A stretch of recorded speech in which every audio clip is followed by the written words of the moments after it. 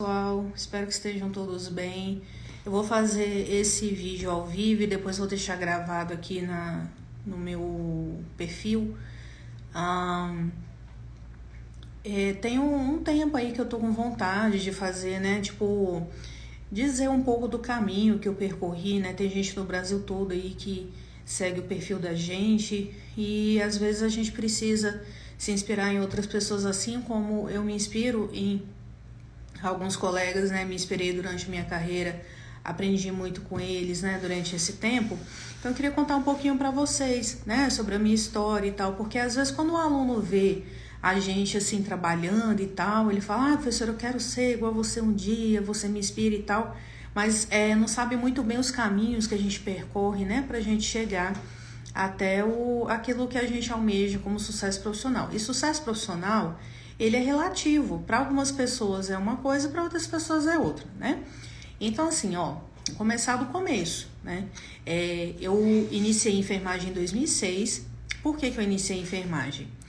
Porque na minha casa, sempre que alguém ficava doente, era eu que cuidava, mesmo quando eu nem sabia se eu queria fazer enfermagem, né?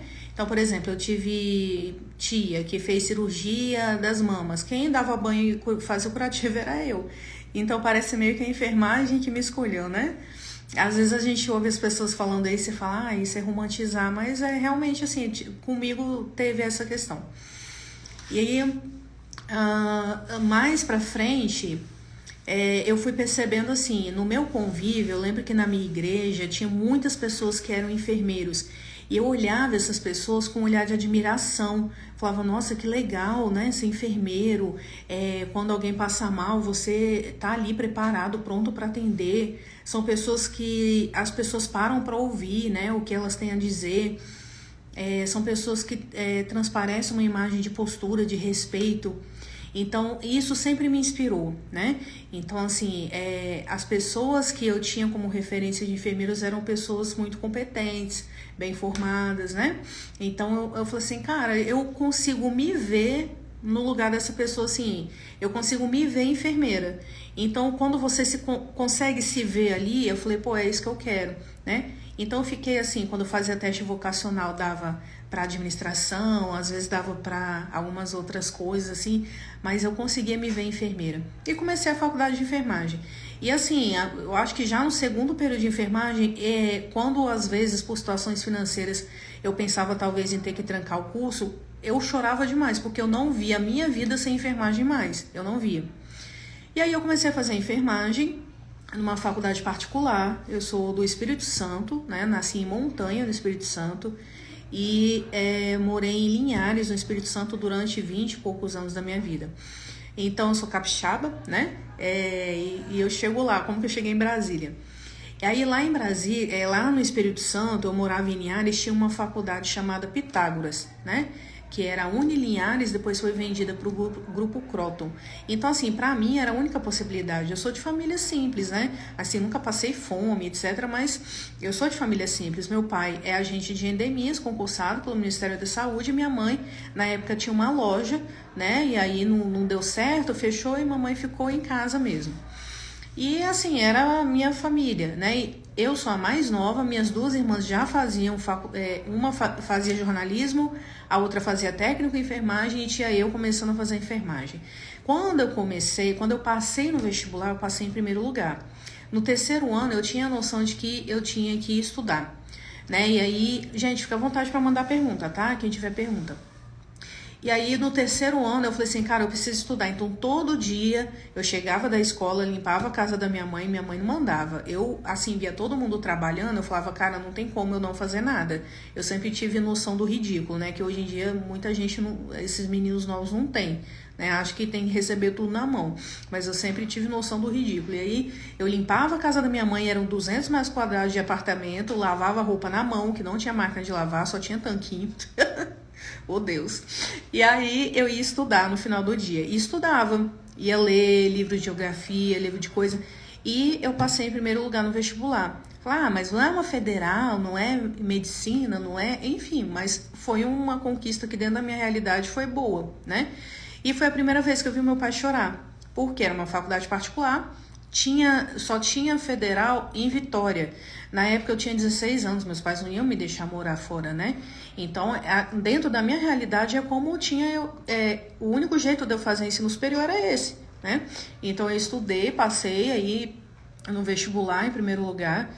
E meu pai falou, cara, como que minha filha passou em primeiro lugar e eu não tenho dinheiro para pagar, né? Então ele ficou muito triste com isso, chorou, e foi a primeira vez que eu vi meu pai chorar. Eu lembro que eu fiquei muito feliz. E aí, enfim, a gente começou pagando, né? Logo com 6 meses eu consegui FIES e no último ano da faculdade eu consegui ProUni de 100%. E assim eu estudei. E desde o primeiro período eu fiz estágio. Com estágio eu pagava, né, a minha faculdade, né, o valor ali que era financiado, enfim. E assim foi, com muita luta, tá? Muitas vezes eu chegava na faculdade e falava com meus colegas, eu vou ter que trancar porque eu não tenho condição de pagar, porque enfim. E eu sempre falo, né, minha aula era de 7 da manhã até 12h20. Quando chegava 12h20 eu já estava morta de fome, às vezes eu ia embora porque eu não estava conseguindo de fome. Quantas vezes que eu lembro da minha pressão abaixar porque eu não tinha dinheiro para comer na faculdade, né, todo dia. Então, foi bem complicado nesse aspecto, né, para mim, mas nunca desisti, nunca. Nunca falei assim, tá muito difícil, vou desistir, nunca. Porque eu não via outra possibilidade de eu crescer na vida, né?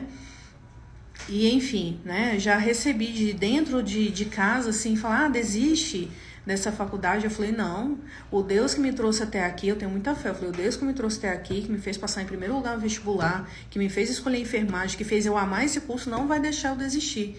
E não desistir, né? Então, às vezes eu vejo alguns alunos tão desanimados, isso me deixa triste. Porque na minha época eu também tinha uma realidade difícil e dentro de mim eu tinha essa força e tinha essa fé e prosseguir, né? Então, assim, esse é um recado que eu deixo. Tem que ter fome, tem que ter vontade, enfim. E aí, fiz a faculdade, me formei, não era assim aluna nota 10, mas eu era muito esforçada.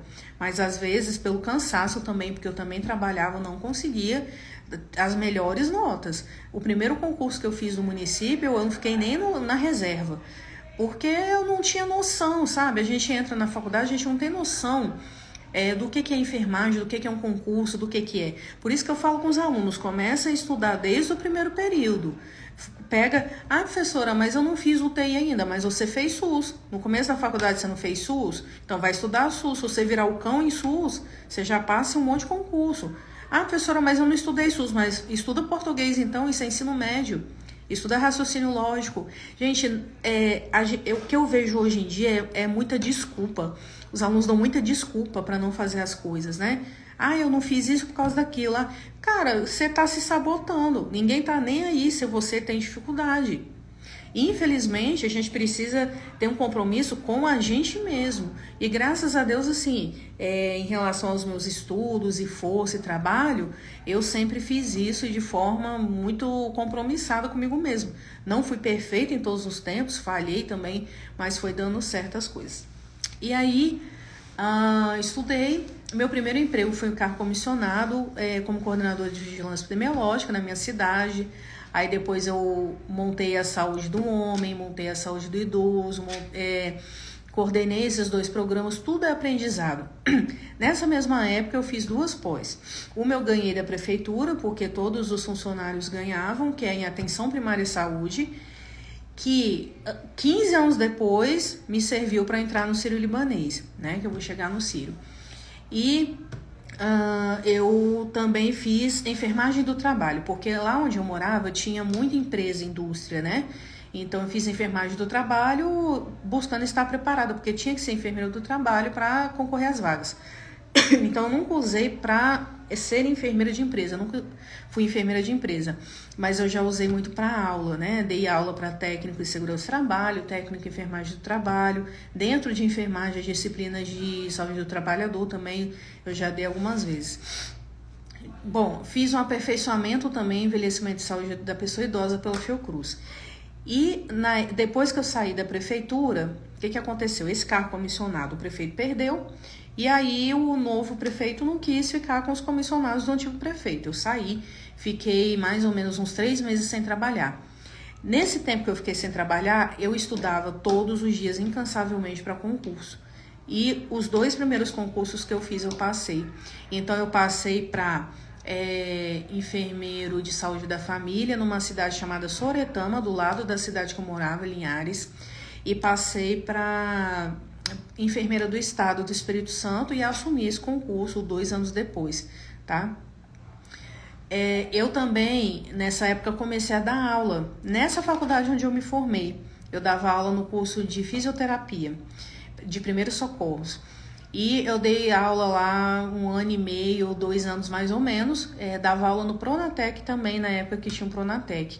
Meu sonho é o Pronatec voltar, porque eu acho que o Pronatec é uma oportunidade muito boa, né, das pessoas fazerem um curso técnico e não ter, às vezes, nenhuma visão aí de como que pode iniciar no mercado de trabalho. Eu tenho hoje vários alunos que trabalham por causa desse curso técnico do Pronatec, né? E aí dei aula aí de um monte de disciplina dentro do Pronatec e na faculdade de primeiros socorros para fisioterapia. E o que aconteceu? O Pronatec acabou, então a faculdade teve que demitir todo mundo. Mas assim, no mesmo mês que a faculdade demitiu, o concurso do estado me chamou e depois de um tempo de Soretama me chamou também, mas eu não assumi. Fiquei só no estado. E ao mesmo tempo, Deus é maravilhoso, né? Ele vai fazendo as coisas assim. Ao mesmo tempo, eu passei no mestrado de doenças infecciosas na Universidade Federal do Espírito Santo. Por quê? Como eu dava aula na faculdade, o MEC visitou a gente e falou assim: você tem mestrado? Eu não. Por quê? Você vai começar quando? E eu falei, caraca, eu preciso correr atrás disso, né? E aí, como eu tinha sido coordenadora de vigilância epidemiológica, eu gostava muito de doenças infecciosas, né? Nossa, eu era apaixonada, sou até hoje, né? Eu acho muito interessante estudar o agente causador, o micro-organismo. Desde a faculdade eu amava parasito, microbiologia, essas coisas. E eu pensei assim, cara, um mestrado numa federal, eu vim de uma escola particular, não tenho noção do que é, né, uma federal.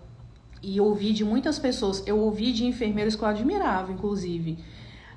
Teve colega meu que tentou anos e não passou. Eu falo inglês, eu falo fluentemente inglês e nunca passei na prova de inglês. Teve um colega médico meu que tentou e não conseguiu, porque era um mestrado multidisciplinar, né? Ele era acadêmico e não profissional. Mestrado profissional, por exemplo, mestrado em enfermagem, docente, sei lá, entendeu? E mestrado acadêmico, ele é de um tema geral que várias profissões podem dar. E aí eu falei assim, cara, se eu não conseguir, beleza, mas eu tentei, né? Porque eu acho muito assim, quando a gente não tenta, porque muitas pessoas não tentam, porque elas têm medo do fracasso. Mas se você não tenta, por exemplo, amar novamente, você não sofre, mas você também não ama. Então, assim, a vida, faz parte da vida a gente errar e a gente fracassar.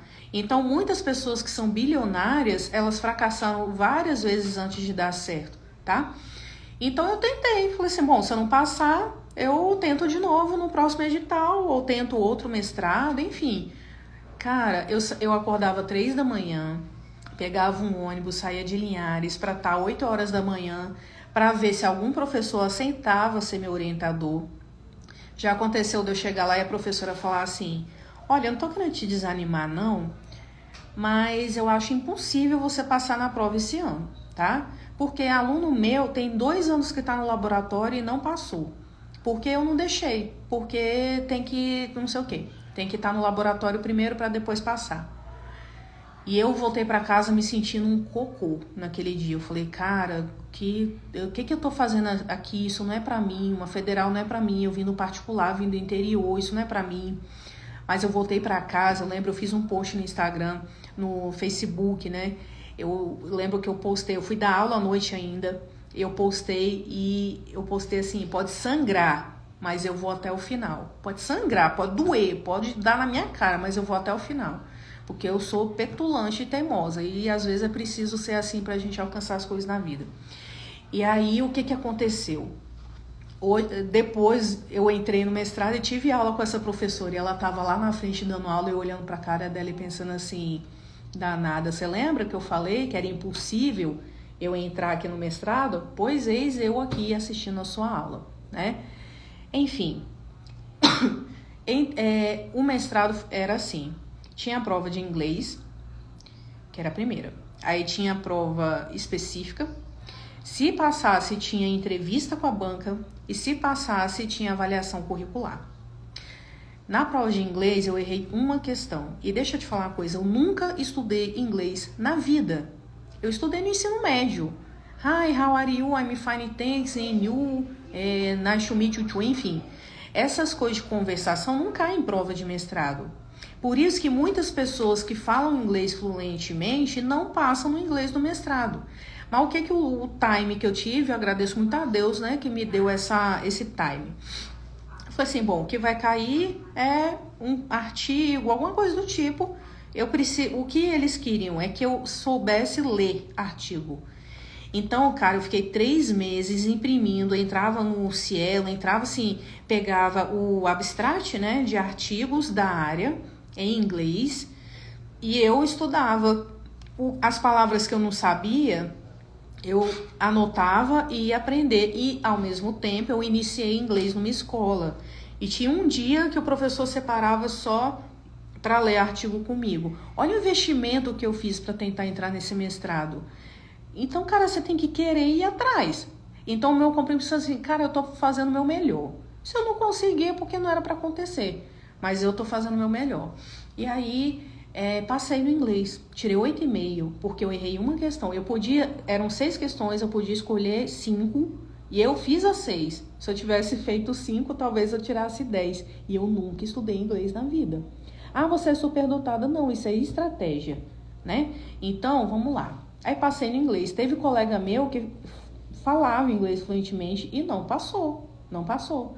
E era um enfermeiro muito inteligente, enfermeiro bom no trabalho. Não passou. E aí, eu fiz a prova específica. Eu estudei 2 livros desse tamanho, que é o Veronese, que é de infectologia, que é o livro que os médicos utilizam, né, para estudar infectologia aí na medicina. E aí, eu entrei, fiz essa prova específica, não caiu nada do que eu estudei. Nada do que tinha no edital caiu.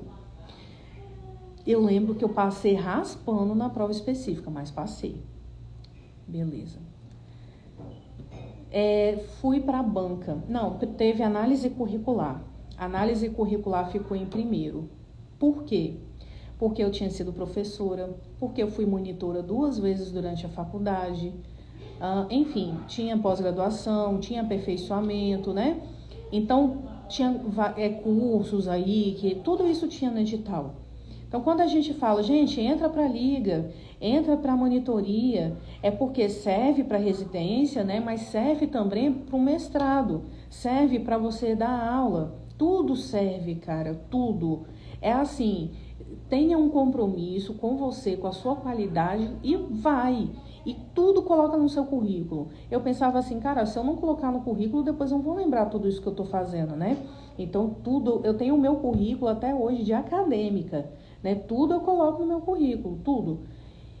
E futuramente, quando eu fiz processo seletivo no Sírio, que é bem criterioso, até o aperfeiçoamento de saúde do idoso, que estava lá no meio do currículo, que tinha 20 páginas, eles viram e me perguntaram na entrevista.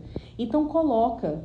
Ai, mas será? Não, coloca, mano. Currículo é vender seu peixe, coloque, tá?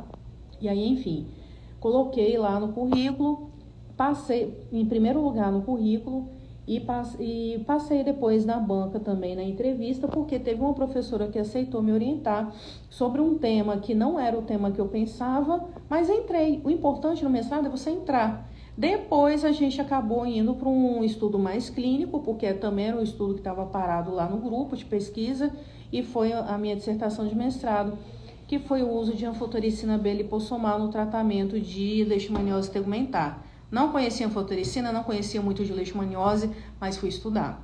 Então lembra que eu fui chamada no concurso do estado, então nessa época eu dava plantão à noite no hospital de trauma, que era o hospital que ninguém queria trabalhar.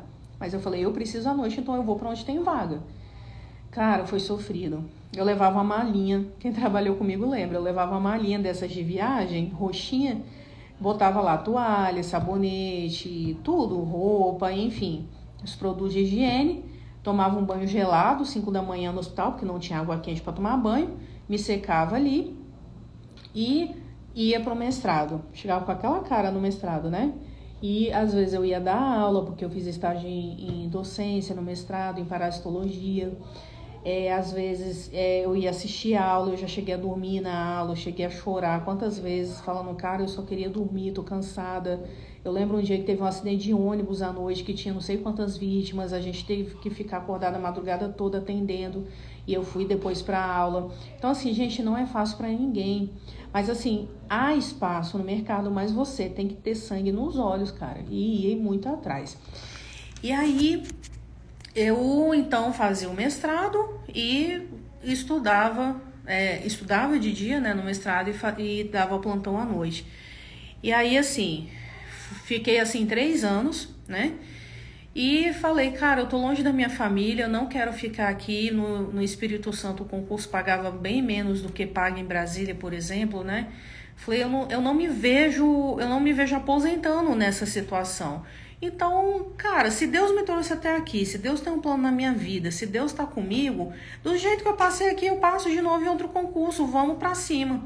E mudei do Espírito Santo, larguei o concurso lá, muita gente me chamou de louca, mas não tem quando você fala assim, eu tenho certeza da decisão que eu quero tomar, é também a gente ter muita, não ir pelos outros, é ir pelo que a gente tá com certeza ali naquele momento, né? E eu chorava dia e noite por causa, né, de estar longe da minha família, você ficar avulso assim no estado. Eu não tenho facilidade com isso. Tem gente que tem, mas eu não tenho facilidade com isso. E aí eu falei, cara, larguei tudo e fui para Anápolis, né, em Goiás, que é 2 horas aqui de Brasília, onde minha família mora até hoje. Cheguei em Anápolis, pensa, já era mestre, tinha sido enfermeira concursada. Voltei para a prefeitura. Prefeitura é daquele jeito, né? Muita falação no seu nome. E a minha irmã, ela era chefe de gabinete do prefeito. Então, mesmo que eu não quisesse ser alvo, era, né? E também, assim, não tinha uma maturidade profissional também ainda, enfim. Sofri bastante nessa época, mas aprendi muito nessa época também. Tive depressão depois do mestrado, porque eu acho que foi... Enquanto eu estava no mestrado, eu pensava assim, eu preciso passar por isso, vai acabar. Depois, cara, eu tive depressão, crise de ansiedade, burnout, fobia social e síndrome do pânico. Eu gosto de falar essas coisas para vocês verem como que é difícil, né, para todo mundo, né? E que hoje vê assim, professora, você dá aula no GRAM, igual hoje eu tô aqui no GRAM, vou ficar o dia todo aqui. Professora, você coordena curso, você tá no Corém, mas tem um caminho essa história, né? E aí, em Anápolis, eu coordenei a saúde IST-AIDS, aprendi muito lá. Coordenei depois o SVO, foi um enorme desafio, mas aprendi muito também. E depois eu fui gerente de imunização, também aprendi bastante. E assim, o que aconteceu? Eu falei, eu tô do lado de Brasília. Brasília a gente sempre ouve falar que paga mais, né? Então, bora tentar entrar no mercado de Brasília. Nessa época eu conheci meu esposo também era da área da saúde, e ele me ajudou, né, não a entrar, mas falar assim, tal hospital, cadastra seu currículo lá, faculdade, você tem mestrado. E aí ele foi me falando uns nomes, né? Cara, eu lembro que eu passei sexta, sábado e domingo, o dia inteiro na frente do computador, só cadastrando o currículo. Vocês já cadastraram o currículo na empresa? Você tem que entrar, colocar nome, experiência, é tudo, você tem que preencher tudo. Em toda empresa que você entrar, você tem que preencher tudo. E aí eu fiquei 3 dias só fazendo isso. Que saco que foi. Mas aí começaram as surpresas. Eu cadastrei só. Eu não conhecia ninguém em Brasília a não ser meu esposo. Hoje meu esposo, na época eu ficava com ele, né? Ele morando em Brasília e eu em Anápolis. E aí o que aconteceu? As faculdades começaram a me chamar para fazer banca. E aí eu lembro que uma das faculdades me ligou e eu perguntei assim, então, e o salário? Quanto que é? Aí me falaram assim, então, para a senhora trabalhar 30 horas, o salário bruto é 6 mil e pouco. Eu lembro que eu fiquei assim, caraca, 6 mil e pouco? Nossa, lá no Espírito Santo eu ganhava 3.800 líquido. Aí eu ficava, o que eu vou fazer com 6 mil e pouco, né? Eu fiquei assim. E aí outra faculdade me chamou também, professor, Você dá 20 horas, mas não sei quantos mil. E eu lembro que eu cheguei em Brasília, hoje eu tô 30 quilos mais gordinho, né? Porque trabalhando muito. Eu fazia 52 horas aula dentro de sala de aula. Fora o que eu fazia em casa, montar a aula, corrigir prova. Gente, eu não tinha vida. Mas eu falei, estou chegando em Brasília, preciso, né? Aí depois eu acabei saindo de uma faculdade, fiquei só na que compensava mais, né? E aí fiquei lá uns 2 anos. Nesse meio tempo, o Sírio me chamou, fiz seleção lá no Sírio e era líder de atenção primária, que também para mim foi uma honra, né? Ser chamada, participar do processo seletivo, entrar lá, aprendi bastante, né? E continuei só na faculdade depois, dando aula. Fiquei lá, depois saí dessa faculdade, demorei um tempo para me recolocar, assumi numa faculdade dando poucas aulas, depois me chamaram para coordenar o curso de enfermagem nessa faculdade e entrei nessa faculdade, né, coordenei o curso de enfermagem, até hoje eu sou coordenadora lá, e também o Corém me chamou para entrar na CTA, que não tem quando você manda assim, eu quero saber se é função do enfermeiro fazer tal coisa, você pede um parecer técnico, é isso que eu faço no Corém. Né? A gente faz parecer técnico, de vez em quando aparece outra coisa, mas hoje eu sou da CTA, que faz parecer técnico de enfermagem para enfermeiro, para técnico, para auxiliar, para empresa, para Ministério da Saúde, né? A gente já fez parecer técnico aí para várias pessoas aí que solicitam. E é um aprendizado, porque para fazer um parecer técnico a gente tem que ler bastante. Então, assim, entendo. Para você ser convidado, por exemplo, para você atuar num Corém, entende o quanto de principalmente na CTA, que é técnica, né? Quanta solidez que você tem que ter antes, né? Então, assim, também no Corém eu acho que eu já fiz comissão científica de congresso, né? Aqui do DF. A gente sempre está ajudando ali naquilo que precisa. Então, hoje eu estou no Corém, estou no Gran Cursos, né? Para eu entrar no GRAN, 2 colegas, né, falaram meu nome, né, para o pessoal do GRAN e me convidaram para assumir.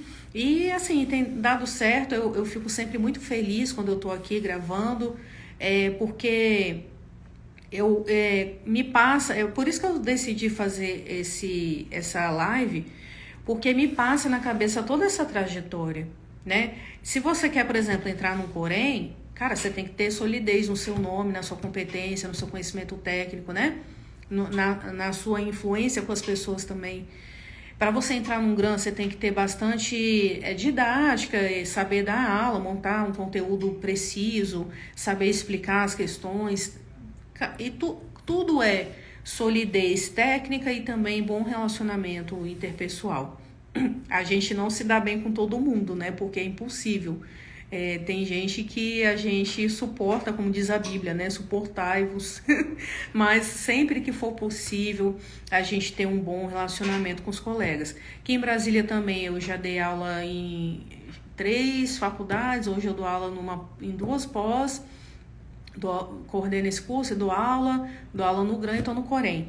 Então, assim, em Brasília, falando em valores, porque talvez é uma curiosidade, né, de quem mora em outros estados e talvez quer fazer um concurso para vir para cá. Em Brasília, para você ganhar mal, assim, o que eu falo mal? É para você ganhar um valor de hospital, tipo 3 e pouco, 4, hoje tem o piso, né, 4 e pouco piso, vamos botar o piso. Isso seria ganhar mal, né? O piso é o básico, é o mínimo que o enfermeiro pode ganhar, 4 e pouco. Aí vamos lá. Isso assim, eu tenho vários alunos recém-formados em hospital, 4 e pouco. Para você entrar no Sírio, eu acho que, eu não lembro se junho, pleno, alguma coisa assim. 6 e pouco, se eu não me engano, tá, gente? Eu tô falando os valores que eu lembro. Para você, mestre, dar aula em uma faculdade, em média 40 horas, se você for contratado de fato, vai ser uns 8 e pouco líquido, né? Assim, eu tô falando com base nas minhas experiências. Eu já tive experiência de entrar em faculdade e ficar 3 meses como contrato ganhando 5 e pouco. Eu já casquei fora também. né? Então, assim, né, já não é interessante, mesmo sendo mestre, e mesmo tendo experiência, enfim, depende da empresa. É por isso que às vezes fala, por que você saiu com 3 meses? Às vezes porque eu quis sair mesmo, né? Ou porque realmente eu estava insatisfeita e ficou transparente isso e também desligaram. Então, assim, a gente também não é obrigado a ficar em tudo quanto é lugar, né? Você pode decidir onde você quer ficar também. Então, isso que é legal, cara, é você começar a poder decidir onde você quer ficar, para você não se submeter a qualquer coisa. Eu fui numa palestra do Cortella esses dias, aqui em Brasília, ele falou assim, abundância não é você ter muito dinheiro, é você precisar e não ter falta. Por exemplo, eu tô doente, mas eu tenho assistência à saúde. Eu preciso ir no supermercado e tenho dinheiro para ir. Eu quero um lazer e tenho dinheiro para o lazer. Isso é abundância, né? Não é quantidade, é não ter a falta, né? Quando você precisa. E, assim, nesse sentido, aqui em Brasília, graças a Deus, né, tem dado tudo certo. Deus também me colocou perto de pessoas que são maravilhosas. Eu nunca fui fã de enfermeiro que disputa espaço, ou que fica fazendo picuinha um com o outro, ou que disputa, quer ser melhor que o outro. Eu quero ser o meu melhor, né? A minha melhor versão. Por exemplo, se eu vier aqui no GRAN, der uma aula e eu não me sentir confortável, eu vou procurar melhorar para eu dar o meu melhor, né? Porque para mim o nível do GRAN é um nível top, não é? Então eu tenho que dar o meu melhor. Então, se eu não me sentir confortável com aquela aula, eu vou procurar melhorar para eu ser a minha melhor versão, né? Eu acho que isso é um segredo também, tá? E não ser só melhor que o outro, tá? Isso, quando você tem um outro como padrão de referência, já não tá certo, né? Você tem que olhar para você, seu compromisso tem que ser com você e com o seu empregador. Então, assim, essa é um pouco da minha história, tá? Que eu queria contar para vocês. Até hoje é um desafio. Você pensa assim, professora já tá no Corém, tá no GRAN, é coordenadora. Não, gente, é um desafio, tá? Todo dia é um desafio. A gente pode errar, pode falhar, pode se alterar. Então, todo dia é um desafio a gente estar e permanecer e conquistar novas coisas também. Então, esses são os conselhos que eu dou para vocês, tá? Eu tenho aí hoje mais alguns planos profissionais para seguir e estou muito feliz. Hoje aqui estou no GRAN, por isso que eu estou falando dele, né? Estou muito feliz em estar aqui.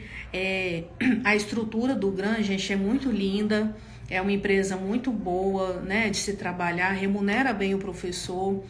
É uma empresa assim que você vê o detalhe, você vê no banheiro feminino o detalhe, sabe? Ela se importa no detalhe. É um ambiente, por exemplo, hoje eu vou ficar o dia todo aqui, é um ambiente muito agradável da gente estar. E é isso, né? Então, assim, foi difícil conquistar e construir tudo, mas vale a pena. O que eu acho que hoje eu seria triste? Se eu não tivesse lutado, se eu não tivesse conquistado, talvez eu falasse assim, poxa, se eu me dedicasse eu poderia estar melhor do que eu estou hoje, né? Então eu não tenho isso. Se eu não estou melhor do que eu gostaria, é porque eu não tive oportunidade, talvez porque, enfim, mas assim, a dedicação é fazer a sua parte. E Deus faz o restante, e as pessoas boas que vão surgindo no seu caminho. Escolha bem com quem você quer andar também. Quando você vê que é uma pessoa que fala muito dos outros, sai fora.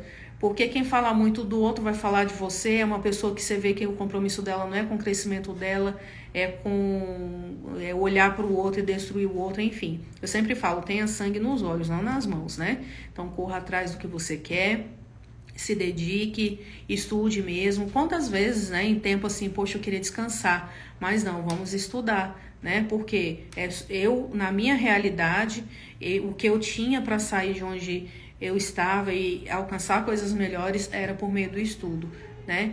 E assim, eu cresci vendo meu pai estudar. Meu pai sempre foi muito estudioso, muito inteligente, então também foi um ótimo padrão para mim, mas mesmo, por exemplo, não foram meus pais que me fizeram estudar no terceiro ano para eu passar no vestibular, não foram meus pais que fizeram a faculdade por mim, não foram meus pais que falaram, vai lá, filha, faz o mestrado. Não, fui eu, né? Então, assim, eu tive uma boa base, mas dependeu de mim também para que as coisas acontecessem e de Deus, né? Que sempre eu considero, né, que falou dentro de mim, me direcionou para onde eu gostaria. Uma coisa que eu não falei, eu trabalhei no hospital particular quando eu era recém-formada e com 3 meses eu falei assim, cara, eu não tô preparada para assumir plantão. E pedi demissão e todo mundo me chamou de doida. Menina, é carteira assinada, você tá ficando maluca. Fiquei só na prefeitura, depois fui demitida, mas aí eu estudei para concurso, passei em concurso, fui para Vitória, fiz o mestrado, as coisas vão acontecendo. Então uma coisa que desde recém-formada, mesmo que eu não tivesse dinheiro, eu não aceitava ficar num lugar e até hoje eu sou assim. Se eu não me sentir bem no lugar, eu não fico ali. Porque eu não vou crescer, eu não me sentindo bem, não vou dar meu melhor e não vou conseguir construir um espaço profissional. Eu me sinto muito mais feliz